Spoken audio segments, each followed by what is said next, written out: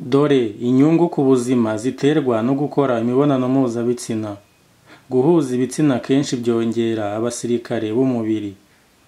Ibi bihuye neza nuko igihe umuntu uwo ari we wese arwaye, ibanga ryo kugira ngo agire imbaraga ni ukwiyandayanda agakora imibonano mpuzabitsina nk'uko bitangazwa n'abahanga batandukanye, ngo gukora imibonano mpuzabitsina byibura 1 cyangwa 2 mu cyumweru bigabanya imbaraga n'umusirikare w'umubiri globule witwa immunoglobine A. Iyi ngo ikaba irinda umubiri cyane mu kuba wakinjirirwa n'ubukonje bushobora gutuma umuntu atitira cyangwa se agacika intege. Gukora imibonano mpuzabitsina buri munsi ngo bingana no kurya inanasi imwe buri munsi. Bityo rero ngo mu kurinda ubudahangarwa bw'umubiri wawe ushobora guhitamo imibonano mpuzabitsina 1 ku munsi cyangwa ukarya inanasi 1 ku munsi. Ikindi kintu cya kabiri bagiye bagaragaza, guhuza igitsina kenshi bimara umunaniro. Akenshi umuntu ananiwe ashobora kuvurwa no gukora siporo cyangwa kunywa akarahure ka divayi n'ibindi. Ibi byose ngo nta kintu birusha kuba wananirwa ugakora imibonano mpuzabitsina mu rwego rwo kwivura umunaniro. Ikindi kintu cya gatatu abahanga bagiye batugaragariza nuko guhuza ibitsina kenshi bituma wirinda kuba wafata n'indwara z'umutima. Nubwo imibonano mpuzabitsina ngo idashobora kuvura uwarangije gufatwa n'indwara y'umutima, ariko afite ubushobozi bwo kurinda abayikora kuba bafatwa n'indwara z'umutima, by'umwihariko ngo ku bagabo bakora imibonano mpuzabitsina byibura 2 mu cyumweru ngo baba bafite amahirwe menshi yo kutagiraho bahurira n'indwara y'umutima kurusha abayikora inshuro 1 mu kwezi. Gusa ngo ntiwagakwiye guhata umuntu ko mukorana imibonano mpuzabitsina, kuko iyo bibaye ku gahato nta kintu na gito biba bimumariye.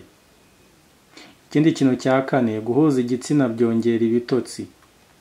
Abagore benshi bibaza impamvu iyo barangije gukora imibonano mpuzabitsina n'umugabo mu ijoro ahita asinzira. Ibi ngo biterwa n'uduce dutoya tutabasha kuboneka tuvuka iyo amatembabuzi yo mu gitsina cy'umugore amaze kuba menshi, twitwa oxytocin. Ikindi kintu abahanga bagiye bagaragaza cya gatanu, imibonano mpuzabitsina nuko igabanya ububabare bw'umubiri. Twa ducwe two mu matembabuzi yo mu gitsina nitwo twongerera imisemburo yitwa endorphins irinda umubiri kuba wakumva ububabare ubwo ari bwo bwose buhuriweho. Ariko by'umwihariko ngo kubabara umutwe nicyo kintu cya mbere kigabanywa no gukora imibonano mpuzabitsina. Imibonano mpuzabitsina kandi ngo ishobora kugabanya ububabare ku bantu barwaye indwara ya diyabete, rimwe na rimwe ikaba ishobora no gukira burundu. Ikindi kintu cya gatandatu, nk'uko inyandiko zagiye zibitugaragariza, ni ukwirinda kuba wafatwa n'indwara ya kanseri. Ngira ngo murabizi yuko iyi si yazahajwe n'indwara ya kanseri, kandi mu by'ukuri ni icyorezo gihangayikishije isi. Kugeza na n'ubu buri mwaka hakaba hapfa miliyoni z'abantu bapfa bishwe n'iyi ndwara ya kanseri. Ubushakashatsi bwaragaragaje ko abahungu bafite guhera ku myaka 20 kuzamura basohora intanga byibura 5 mu cyumweru baba bongereye amahirwe yo kudafatwa n'indwara ya kanseri y'amabya cyangwa se ku gipimo cya 30%, mu gihe abasaza bo iyo basohoye intanga inshuro zirenze 21 mu kwezi mu gihe abasaza bo basohora intanga zirenze 21 mu kwezi baba biyongerera ibyago byo kuba bafatwa na kanseri y'amabya cyangwa se prostate.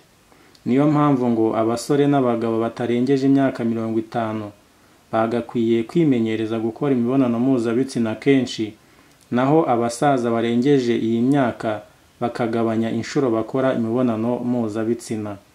Ikindi kintu cya karindwi, gufasha umubiri gukora intanga nyinshi. Nk'uko kandi ubushakashatsi butandukanye bwagiye bubigaragaza, uko abagabo bagenda batakaza intanga nyinshi igihe bakora imibonano mpuzabitsina ngo ni nako umubiri ugenda urushaho gukora intanga nyinshi kurushaho, kandi nzima kurusha iziba zasohotse kurusha abadakora imibonano mpuzabitsina kenshi. Ibi bikaba bituma kwimenyereza gukora imibonano mpuzabitsina kenshi binatuma umugabo agira ubushobozi bwo kubyara abana bakomeye kandi buzuye. Bityo rero, niba ubona mugenzi wawe aguhata gukora imibonano mpuzabitsina kenshi, ntugatekereze ko ari inyungu ze ari guharanira cyangwa se abikunda kurusha abandi, ahubwo ni inyungu kuri we mwembi. Ni inyungu kuri mwe mwembi kuko bizabafasha gukomeza kugira ubuzima bwiza. Niba wakunze iyi video, kora subscribe kugira ngo ubutaha ujye ubona izindi video zasohotse zigufasha guhindura ubuzima no guhindura imitekerereze.